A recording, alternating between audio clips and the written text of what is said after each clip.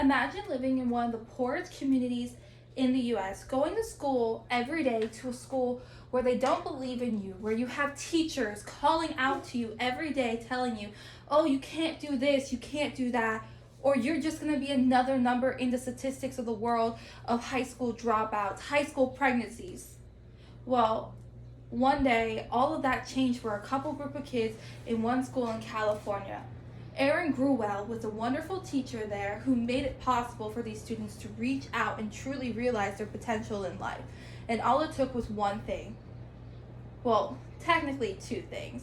A notebook and commitment. And that commitment was given to her by the students, a bunch of misfits that nobody wanted to deal with, no one wanted to handle, but she did.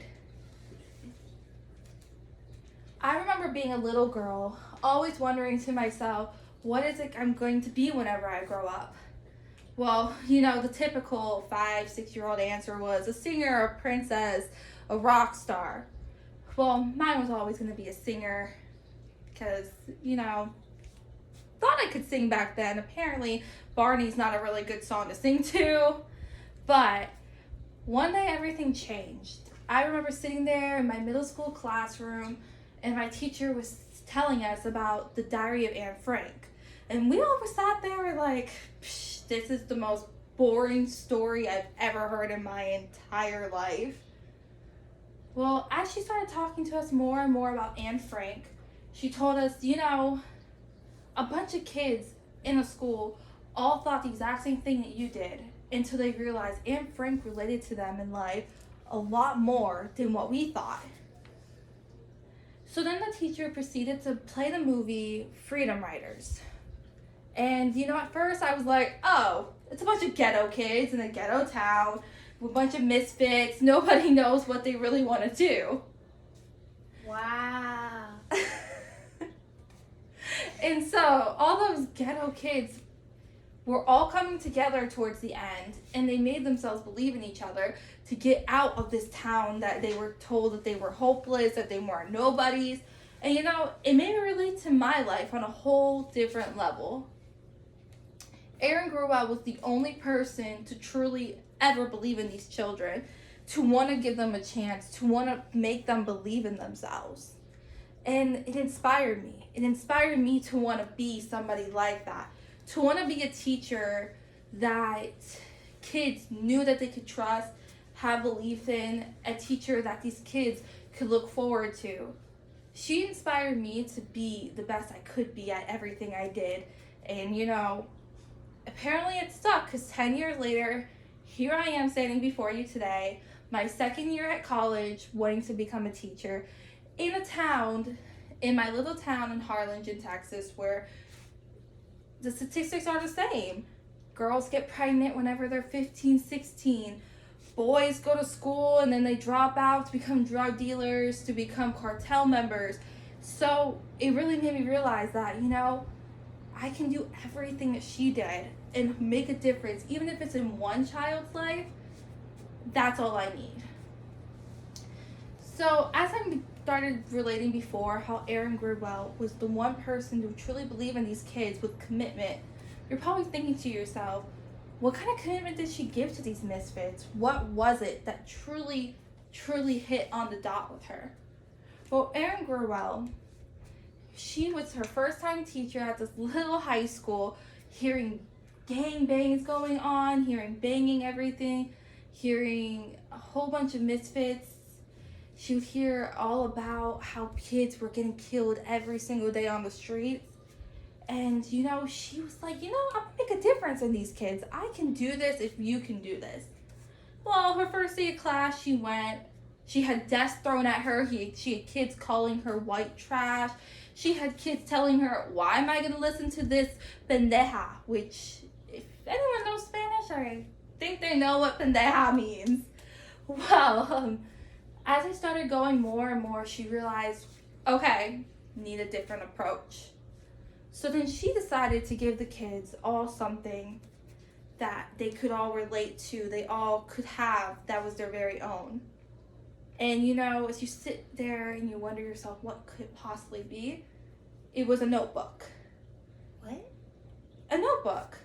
A notebook is what she gave them. A notebook that they could write all their day-to-day thoughts, their personal beliefs, their personal belonging. And I know you're sitting there today where kids get iPads, they get iPhones, they get a car. Well, these kids came from nothing. So they were lucky even just to get a pencil handed to them if they could. They were lucky if they had shoes to wear to school. They were lucky if they had anything that they could possibly ever want. Well, as they started talking more and more, and they had this notebook, the kids started clicking in their minds, like, okay, this teacher kind of knows what she's doing.